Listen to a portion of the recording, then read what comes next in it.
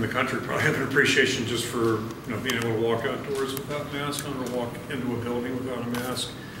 So yeah, that kind of hit me right in the face back in January. There's some, none of us really knew what January, February were going to bring, but for the most part, we really, it was routine for us. We had 2 positive cases of virus right off the bat, and then nothing. It was just smooth sailing the rest of the way. And I don't mind telling you, I was worried about that from, especially from the point when I found out we weren't going to be rapid testing during spring practice. So. Just the fact that we were able to operate with some normalcy, and we're pretty much in that mode right now. We all take a lot for granted, our health, just routines and things like that. Yes, there's a special meaning. I'm sure it'll be short-lived, but at least right now I think all of us appreciate that. We were asked to mask up if we weren't vaccinated. I assume that the players and yourself follow the same? Yeah, and I did see some terminology. We're not requiring it, I guess, but we're strongly encouraging. But that's a whole different discussion about the vaccine. But to me, there's a lot of incentive for getting the vaccinations, and that is one of them. You're maskless, and you're maybe not most importantly, you're contact tracing free, and that really did a lot of damage last year. It cost a lot of training hours and what have you, and so that's a big part of it. And maybe as good as anything is not having the PCR test weekly. That'd be a good incentive for me. But me personally, it just seemed like the right thing to do. But that's my personal feeling, and I know we got a lot of perspectives in that regard. Are you not requiring your staff or players to get vaccinated? No. I'm not sure I can, and I'm not sure I would if I could. But I think everybody's got to make their own choice, and I know there's a lot of factual information and a lot of non-factual information out there too. You mentioned appreciation. Have you sensed it with the players that everything they went through, that starting to get back a little bit, that they maybe appreciate, maybe cherish just a practice a little bit more? I think so. I think we really had a good vibe throughout the entire spring, whether it was the winter conditioning or moving into spring practice. And like I said, it'll probably be short-lived like all of us, right? You hurt your ankle, and I wish I was healthy, and then 3 months later, you forget all about that. But yeah, I think so. I think probably a while.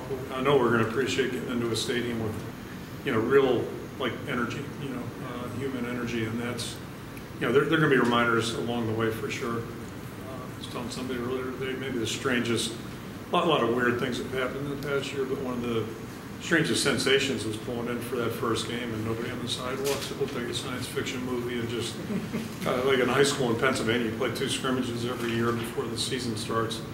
So that second Saturday, first Saturday, you drive up to another school and play, and there's nobody there except for you and them.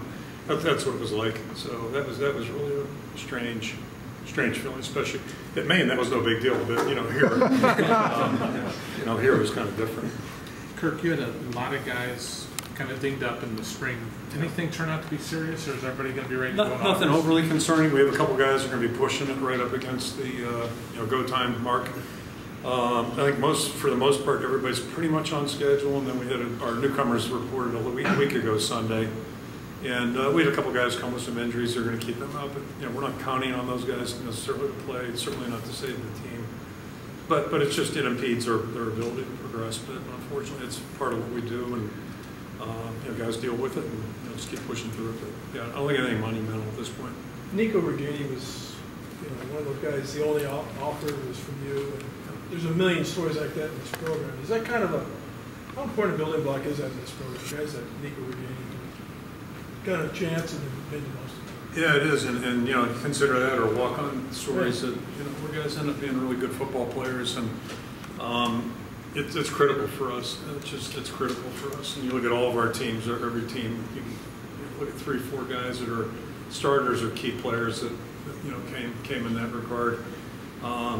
Nico's, we looked at him once, didn't quite pull the trigger on him, and offer him a scholarship, and then a year later, just made good sense. And it's interesting right now. We graduated 2 seniors that were very good receivers. Yet I do feel like we have 2 guys. Tyrone was just here, 2 guys that in my mind they're starters. So we have every confidence that they're ready to go. And Nico's he'll be fine. So he'll be ready to go, and then we'll supplement. But yeah, for us to be successful, we need to have those stories, and that's again goes back to this phase right now, this summer conditioning. guys are building, they're changing, and if we're doing it right, we'll be a different team in August than we were on May 1st, and we'll be hopefully a different team by September 1st or 2nd, that first Saturday in September, whatever day that is this year.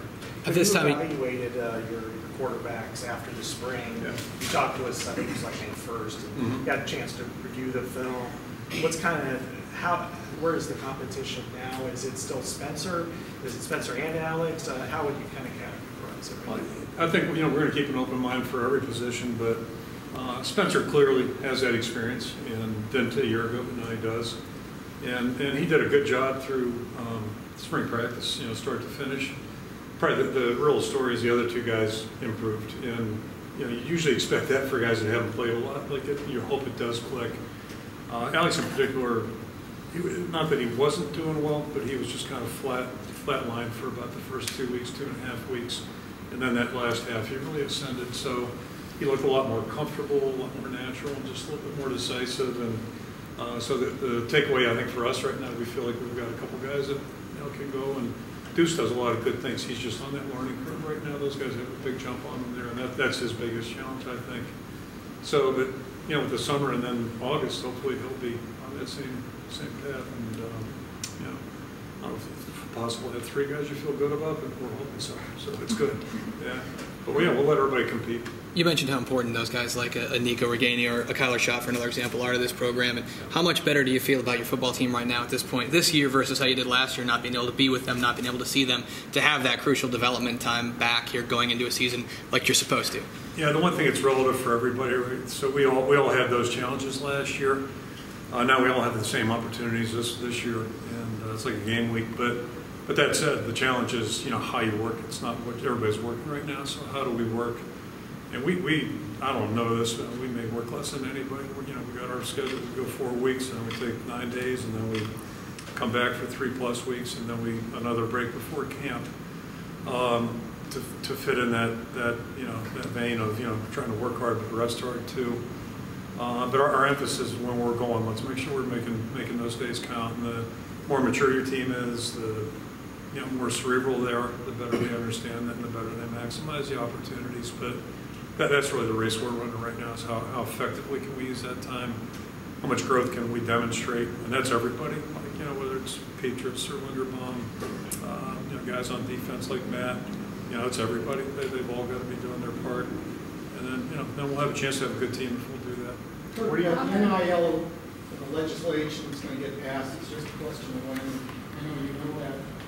Will the department and your program have suggestions, guidelines, etc., for your players? And how concerned are you? What's this going to mean for the Iowa Hawkeyes? I'll start there. I don't know what it's going to mean for anybody in college football. I feel a little better. I was in my car a week ago Friday, in Des Moines to be exact, driving past like Urbandale exit, I guess it was, and Hickman Road, I think it is.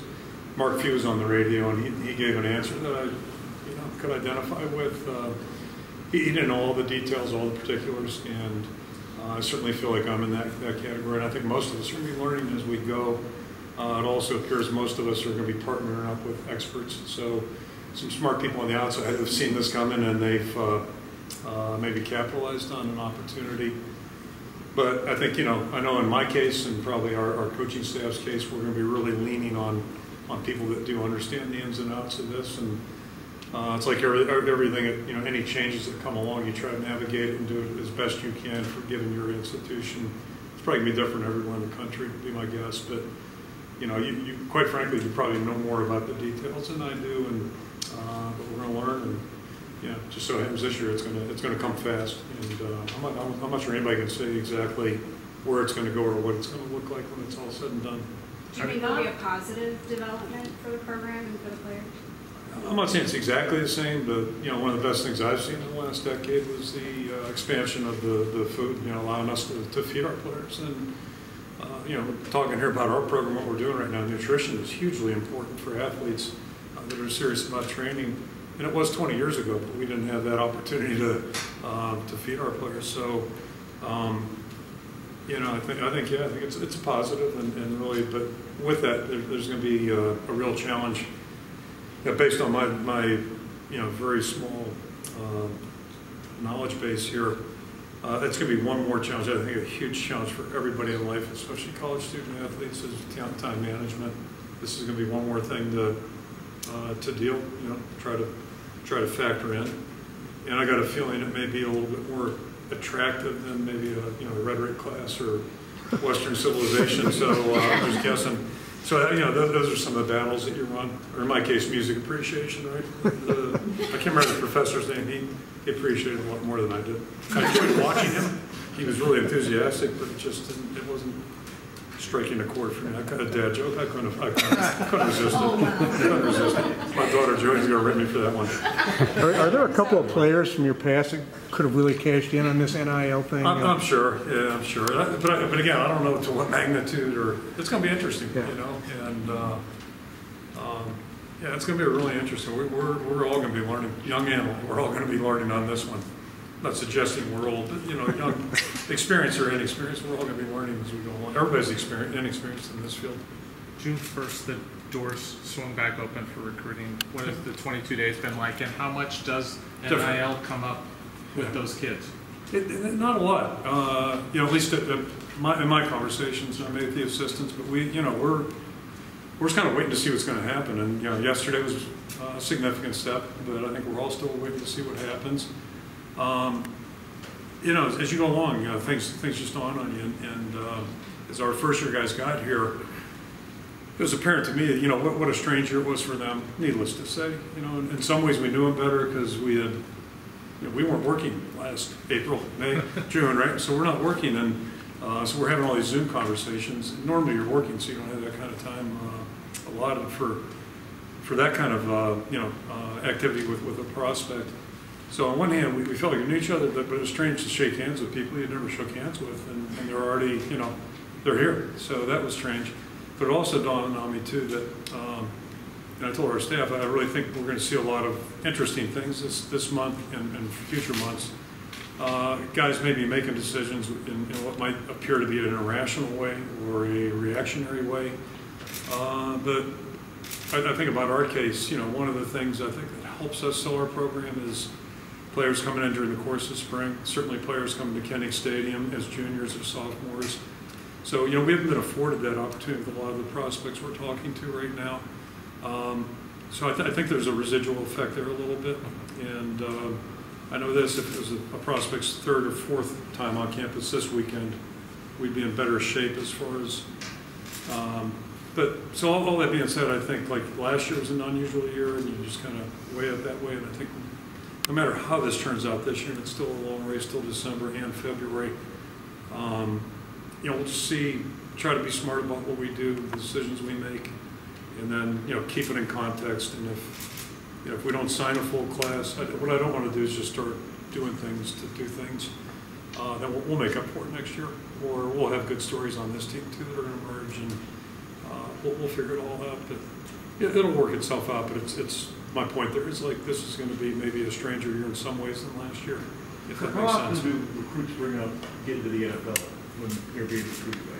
If they're not bringing it up, they're thinking about it. Basically every young high school football player has that dream, I think. I don't want to speak for them all, but it's pretty common.